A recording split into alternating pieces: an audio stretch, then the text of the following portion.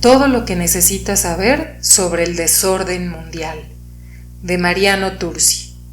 Capítulo 3. Continuación. Punto 14. 11 causas de las guerras.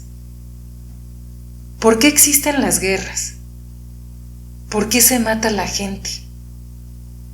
Tener claro qué lleva al enfrentamiento es clave para comprenderlo. Los estudiosos de relaciones internacionales identifican 11 causas diferentes alrededor de 3 niveles distintos: naturaleza humana, comportamiento del Estado y estructura mundial.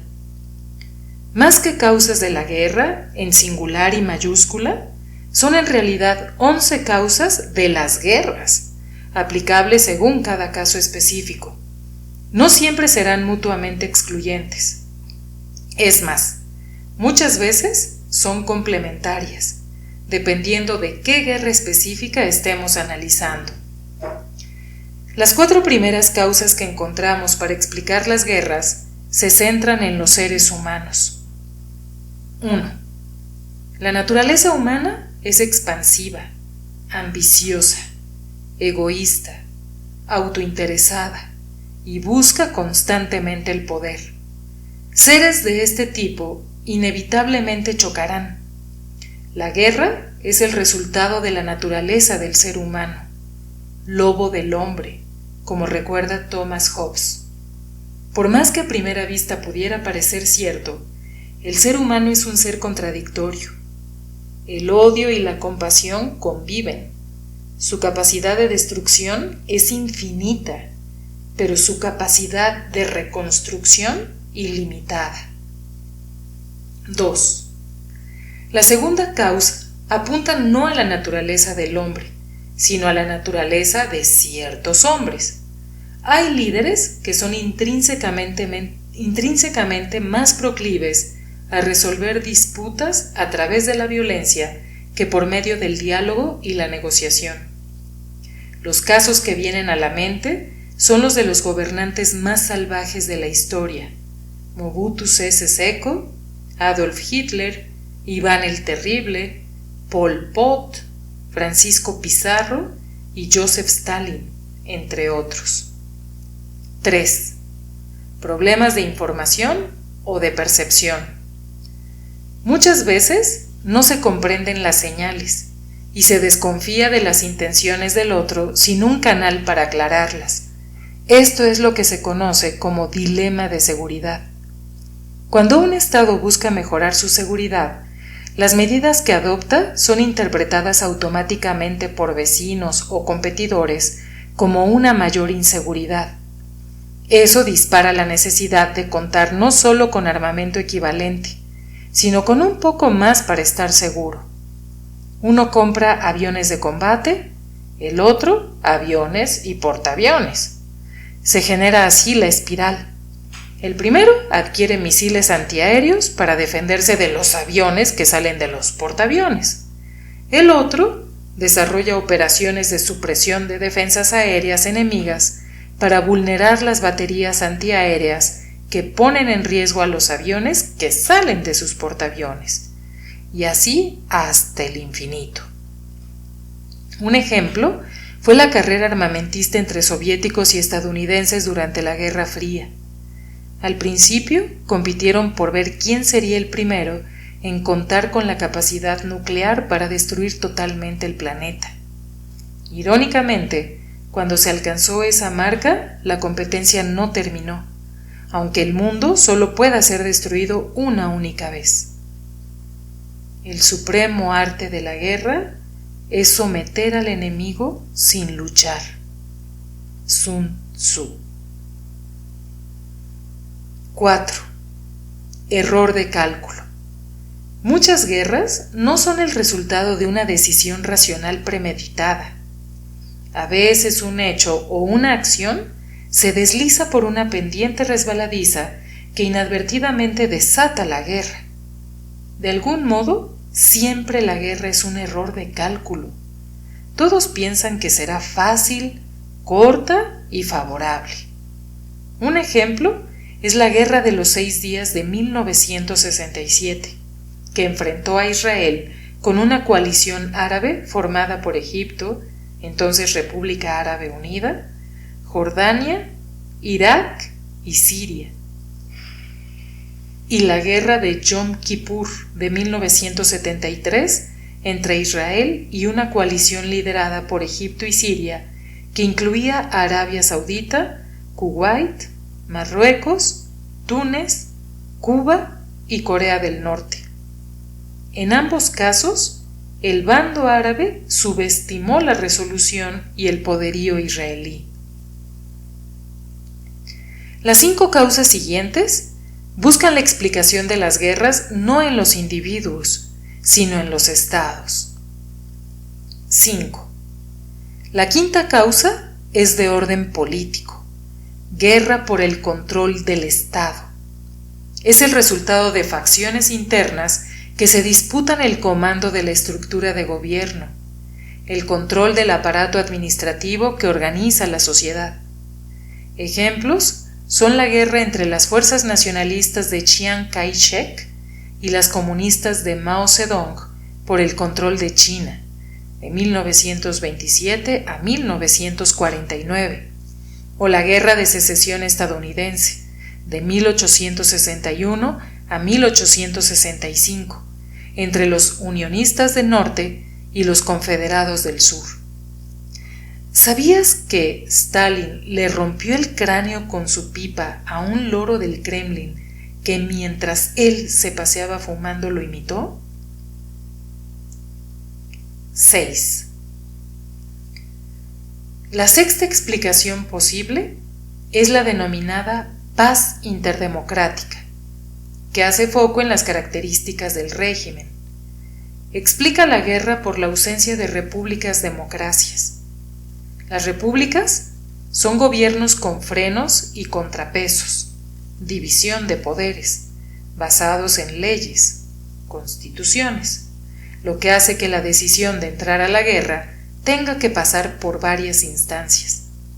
El componente democrático se revela en la presencia de elecciones frecuentes, libres, transparentes y competitivas. Al poder ser removidos del cargo periódicamente, los gobernantes deben considerar antes de ir a la guerra el efecto sobre su continuidad en el poder. Estos regímenes serían menos proclives a luchar entre sí porque cuentan con controles horizontales, gobierno-gobierno, y verticales, gobierno-sociedad. Por ejemplo, antes de decidir entrar en guerra, cualquier presidente estadounidense debe tener en cuenta cómo esa decisión afectará sus chances de reelección. Esto nunca preocupó a los monarcas absolutistas de la antigüedad. Esta explicación supone que las instituciones son más fuertes que las personalidades de los líderes. La teoría de la paz democrática se funda en un dato de la realidad. No hay democracias consolidadas que hayan liberado guerras entre sí. Pero también es cierto que los regímenes autoritarios tampoco, con lo cual no sabemos si la menor frecuencia de guerra se debe al tipo de régimen o a la similitud de régimen. La guerra más corta de la historia fue la guerra anglo-zanzibariana entre el Reino Unido y el Sultanato de Zanzíbar. Ocurrió el 27 de agosto de 1896 y duró 45 minutos. Fue un combate desencadenado por un choque de intereses entre la administración colonial británica y el nuevo sultán, que había llegado al poder por un golpe de Estado. A las 9 a.m., la marina inglesa inició un bombardeo contra el palacio del sultán, neutralizando sus defensas y forzando la rendición. A las 9:45 a.m. 7. La séptima es la paz por interdependencia económica. Si los estados están integrados económicamente, entonces los incentivos para un enfrentamiento armado decrecen. Cuando la prosperidad de un estado depende de los insumos o productos que obtiene de otro, entonces el otro se convierte en un socio antes que en un enemigo. El ejemplo más claro es la fuerte relación económica entre Estados Unidos y China, que actúa en el presente como una poderosa fuerza que modera la competencia por la supremacía global. Atacar militarmente territorio chino sería para Washington como atacar su propio territorio, ya que todas las empresas estadounidenses instaladas en China verían sus operaciones desbaratadas o destruidas. La lógica de esta teoría es sólida, aunque al momento de inicio de las dos guerras mundiales, Alemania estaba fuertemente integrada en materia económica con los países a los que se enfrentó. ¿La agresión es solo humana? Es común escuchar que el hombre es el único animal que mata a los de su propia especie por motivos que no tienen que ver con su supervivencia. Sin embargo, por ejemplo, la primatóloga Jane Goodall descubrió que los chimpancés del Parque Nacional del Río Gombe en Tanzania libraron una guerra durante 4 años. La violencia chimpancé es poco frecuente, pero puede ser extrema en su brutalidad. Se han encontrado cadáveres de machos insubordinados, destripados y castrados. También hubo rebeliones como el asesinato de un macho alfa por 4 conspiradores de bajo rango. Chimpancés y seres humanos comparten un 99% de su ADN. La evidencia muestra que la única diferencia en procesar el conflicto es la tecnología. 8. La paz institucional es la octava explicación. Junto a las explicaciones 6 y 7, forma el triángulo de la concepción liberal: democracia, libre comercio e instituciones internacionales. Sostiene que un sistema internacional gobernado por instituciones reduce la probabilidad de conflicto armado al proveer arenas e instancias para el diálogo y la negociación. Además, hace que la guerra esté reglada por normas y convenciones. Antiguamente, en las guerras se masacraba al enemigo derrotado como castigo ejemplificador. Se tomaban cautivas a sus mujeres. La propiedad era botín y la descendencia era exterminada para evitar revanchismo. Hoy, ninguna de esas prácticas es aceptable. Por mucho que pueda criticarse a organismos como la ONU, ayudan a los actores más débiles del sistema internacional, brindándoles una vía alternativa de resolución, que no siempre funciona, que siempre está sometida a las asimetrías del poder, pero que al menos posibilita escenarios en los cuales el conflicto no solo se resuelve por medio de batallas. 9. Las necesidades del Estado capitalista es la novena causa. Tributaria del marxismo, Esta explicación de las guerras es de orden económico. La necesidad de obtener recursos materiales, colocar productos, conquistar mercados o exportar capital hace que los estados centrales tengan una necesidad imperiosa por expandirse. Desde la conquista de América, oro, plata, especias, hasta la invasión de Irak, petróleo, este imperativo mercantilista, impulso colonial y esencia imperialista son las causas últimas de la guerra. La guerra es un hostil takeover militar, una dominación de ultramar.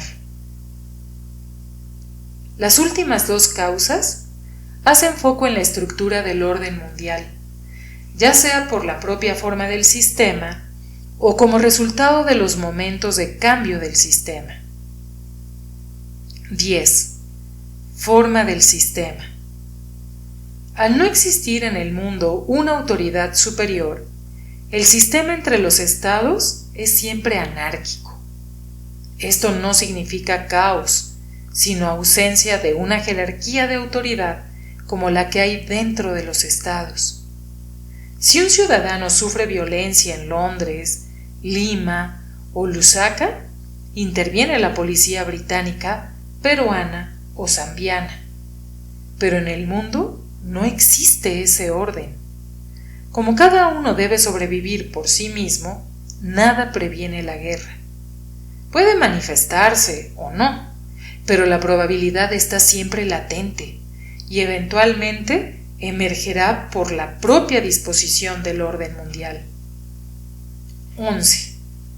Cambio del sistema. Algunos piensan que la causa no está en las estructuras internacionales, sino en la inestabilidad, en el cambio sistémico luego de una profunda redistribución del poder. En esos momentos, la inestabilidad es mayor, la incertidumbre alta y la probabilidad de guerra aumenta. Hablamos de tiempo de transición ascendente, caso que muchas veces ha llevado a guerras entre ese poder insatisfecho en ascenso y otro inquieto porque pierde su situación de privilegio. En pocas palabras, hay diferentes causas de las guerras, y a cada conflicto le corresponde una de manera excluyente o varias en forma complementaria. Punto 15. La seguridad internacional. Sabiendo ya que hay múltiples causas de las guerras, ¿de qué opciones dispone la comunidad internacional como respuesta en casos de conflictos entre los estados? ¿Qué habría que hacer ante crisis como Darfur, Siria, Libia, Irak o República Centroafricana? ¿Es imperioso frenar las pruebas atómicas norcoreanas o poner un fin a las ambiciones nucleares iraníes? La reciente asertividad militar rusa debe verse como un retorno al equilibrio o como un desbalance crecientemente preocupante. Las visiones teóricas determinan diferentes respuestas para los conflictos armados. Las perspectivas realistas ven solamente dos formas de lidiar con el conflicto militar: el balance de poder o la disuasión. Ambas suponen conflictos interestatales convencionales y también estados unitarios, racionales y homogéneos, con información perfecta y pleno conocimiento de su propio interés. En la búsqueda del equilibrio de poder, los diferentes actores del sistema buscan balancearse mutuamente, tratando de evitar que alguno tenga la capacidad de imponerse sobre el resto. Como los liliputienses, la sumatoria de pequeños poderes equilibra la disparidad con el gigante Gulliver. Se generan alianzas múltiples, cruzadas, flexibles y secretas, persiguiendo el equilibrio con el objetivo de impedir la dominación. Así pasó con las potencias europeas entre el Congreso Viena de 1815 y la Primera Guerra Mundial. También es lo que podría ocurrir con los vecinos de China si la administración Trump se retira de la región, o con países como Japón, que cada vez más ven su prosperidad determinada por el mismo actor que podría eventualmente poner en jaque su seguridad. Cualquier acuerdo alcanzado en tiempos de paz para no utilizar armas no se tendrá por obligatorio en tiempo de guerra. Manifiesto Russell Einstein, 1955. Visto desde Gulliver, la alternativa es la disuasión. Conservar y proyectar el diferencial de poder para desalentar o desincentivar el enfrentamiento. En la vertiente más tradicional, la disuasión implica la acumulación de poder bélico y la determinación de utilizarlo. Disuasión por intimidación. Desde la aparición de las armas nucleares, sin embargo, la disuasión ha cambiado. La bomba atómica es la primera arma en la historia de la humanidad que se obtiene para no ser utilizada. Hiroshima y Nagasaki existieron porque Japón no tenía poderío nuclear. Solo pueden utilizarse las armas nucleares cuando uno solo de los contrincantes las posee. Cuando ambos contrincantes son nucleares, la disuasión opera por el principio de destrucción mutua asegurada, que lleva a no utilizarlas para garantizar la propia existencia. En los últimos 20 años, la disuasión ha cambiado por la aparición de actores no estatales. ¿Cómo se disuade a quienes no temen la autodestrucción, como los 19 terroristas suicidas que se inmolaron en los aviones del 11 de septiembre de 2001? La disuasión supone que el atacante valora la existencia propia más que la desaparición del enemigo. ¿Qué se puede hacer entonces para atemorizar a quien no tiene miedo de morir? ¿Funcionaría la disuasión si un grupo terrorista tuviese un arma nuclear? ¿Sabías que el conflicto armado global tuvo un costo en 2015 de $13.6 billones, lo que equivale a $1.876 por cada habitante del planeta? Las visiones liberales consideran otro tipo de respuestas para el manejo de la seguridad porque parten de supuestos completamente distintos. Por empezar, los liberales aspiran a la paz, mientras que los realistas, en cambio, hablan de estabilidad. La paz es una utopía, no solo irrealizable, sino muy peligrosa. ¿Por qué peligrosa? Porque no se puede poner el poder al servicio de los principios. Los liberales creen que el poder es más que un instrumento para salvaguardar la supervivencia. Es una potestad para extender la ética. Consideran la guerra como un mal que puede y debe ser prevenido y erradicado. El conflicto tiene un componente moral inherente. Hay un agresor y un agredido. El agresor es malo y el agredido bueno. Y todos los miembros de la comunidad internacional tienen un deber moral de asistir al agredido y de frenar al agresor. Por eso los liberales creen en la guerra justa, es decir, que existen justificaciones morales para la guerra, la violación de derechos humanos, los crímenes de lesa humanidad, el genocidio y también conductas morales como la protección de civiles, el tratamiento humanitario de heridos o prisioneros y la prohibición de la tortura, entre otras. Otro mecanismo es la seguridad colectiva.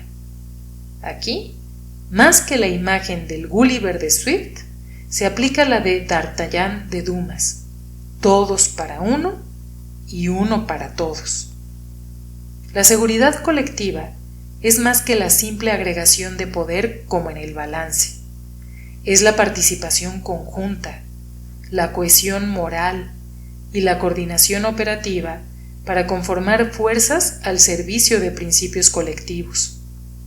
Por ejemplo, las operaciones de mantenimiento de la paz de la ONU, los 124.746 agentes, 106.245 uniformados y 18.501 civiles que prestaban servicio en las 16 misiones en curso en 2016, responden a las prioridades y objetivos de las Naciones Unidas, no a los intereses de los Estados-nación miembros.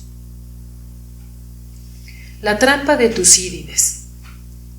El historiador de la Guerra del Peloponeso había advertido que Esparta, potencia hegemónica del momento, se atemorizó con el ascenso de Atenas y en consecuencia hizo la guerra para detenerla. Desde entonces, la trampa de Tucídides se refiere a situaciones donde una potencia global hegemónica que enfrenta la competencia de una emergente termina generando una guerra entre ambas. Desde hace tiempo, algunos se plantean si el ascenso de China llevará a Estados Unidos a esta trampa en la zona del Pacífico.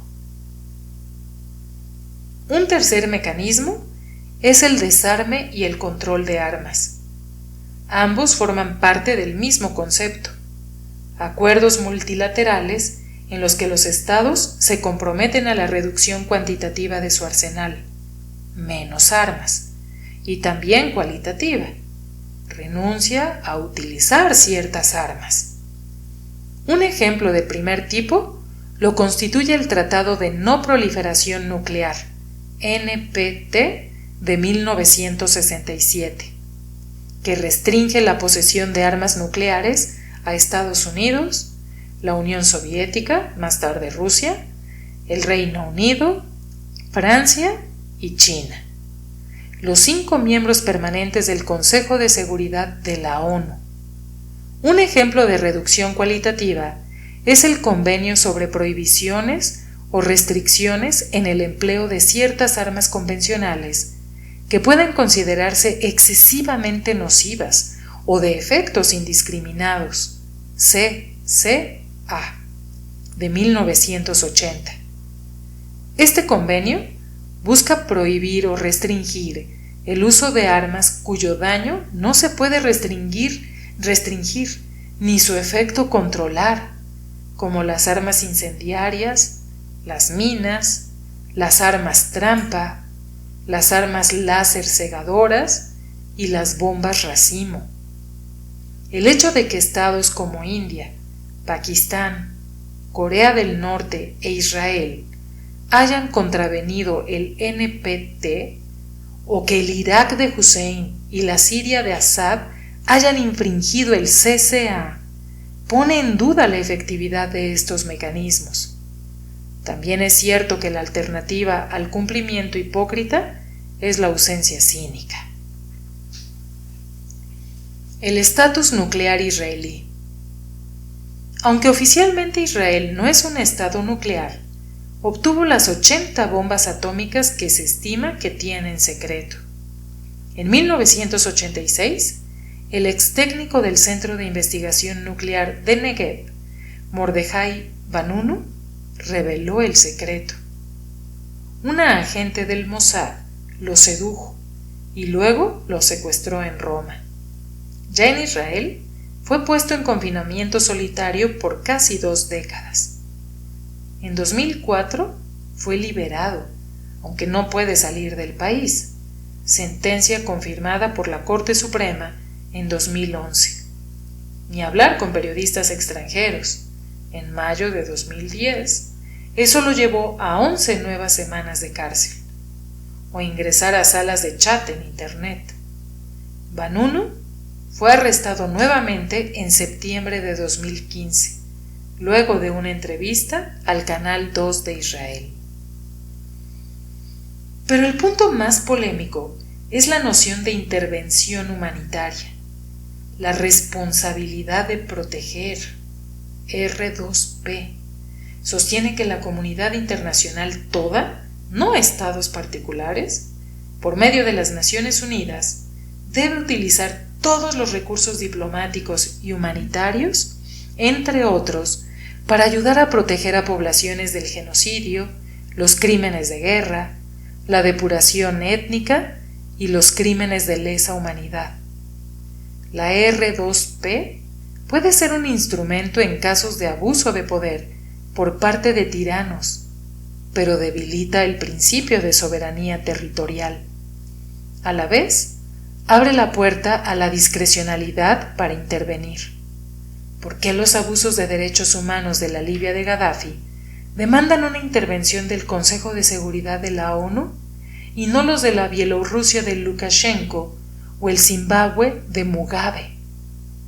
En pocas palabras, existen diferentes maneras de prevenir o administrar el conflicto, con supuestos diferentes sobre la acción internacional.